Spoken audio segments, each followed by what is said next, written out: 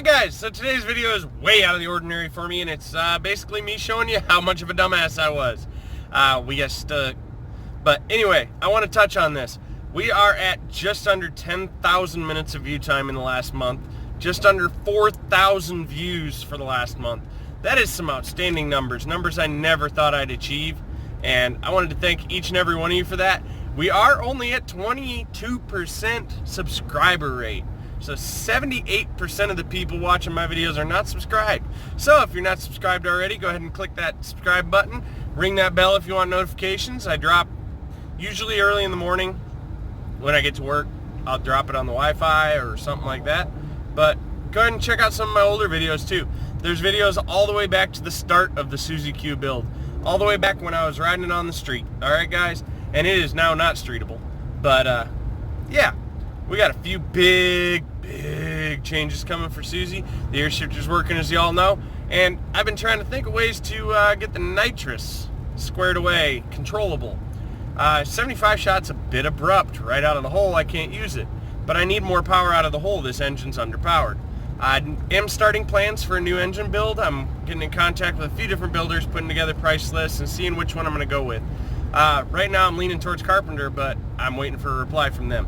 I don't know if they'll do a GSXR 1100 motor. It's going to start with an 1127 core, and we're going to go big from there. Probably 7mm stroke, clearance the block, Eagle rods or Corilla rods, depending on which ones I can get sourced. 90mm JE pistons, billet block, and of course a Carpenter head. One way or another, it's getting a Carpenter done head. I'll send that other one off to them and let them have fun with it. We're looking at about $8,000, $9,000 to build that motor at least, if not more. It could be 10 or 20 for all I know. But in any case, that's where we're going with that. But nitrous control, I can't progress it. Dry shot, ECU controlled, no progression in the ECU, so therefore the fueling's just going to be out of control, right? So, why not two-stage it? I've got Piranha nozzles. They have a fuel side. I can put a tiny shot on the fuel side. It won't matter that it's not turning 90 degrees. So, we're going to put a 20 shot or less. I'm going to start out with an 11 shot.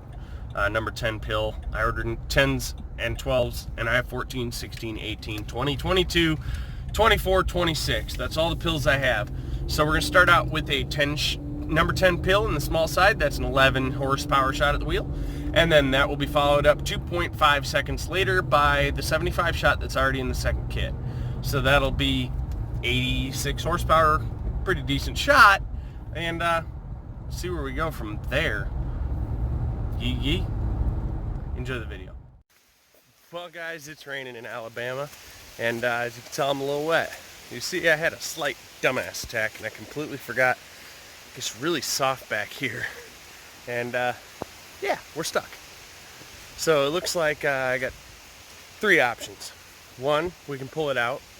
Really don't want to tear it up, and that's a steep grade. Two, I can rent a car, probably the most likely option. Or three, we got a Hayabusa. I only got to go to work one day this week. I think I'm gonna ride the Hayabusa to work tomorrow in the rain. Sounds like fun. Not the first, not the last. I'm good with it. Light bulb moment. Randy's towing service, one of the drivers is just on the street. So I called him. He's a couple minutes away. We're going to see if we can't string out 60 foot of cable and winch this sucker up the hill.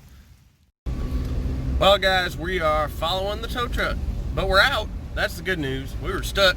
60 foot of cable and a whole lot of winching later, we got it out of there. So I gotta go to the ATM and pay this fine gentleman, but that's a good start to our getting ready for a 4th of July race weekend. Is rain, getting stuck in the mud, more rain.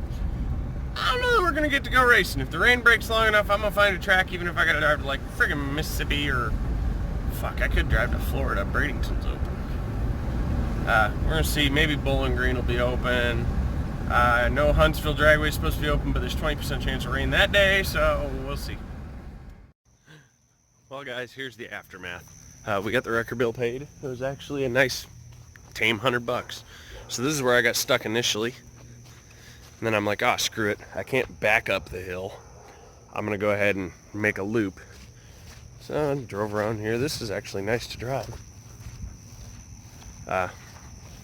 Drove around here.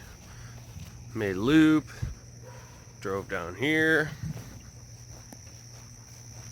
got it running start, started ripping, went to go up the hill, and you can see where all hell broke loose.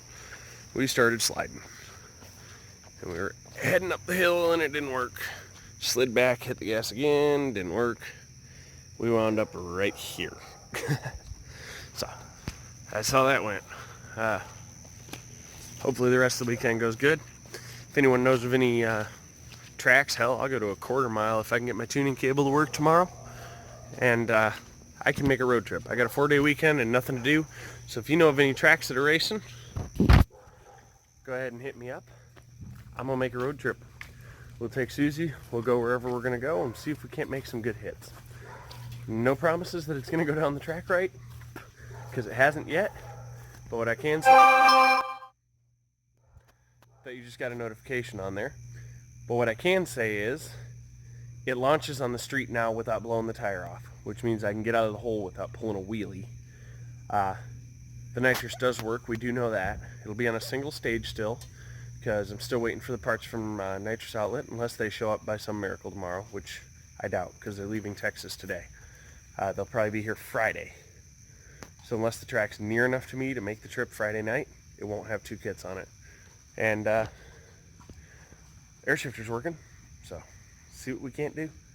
Anyone knows of any tracks that are within, say, 600-700 miles of the Alabama-Tennessee line, central Alabama, hit me up. I'll come meet you out at the track.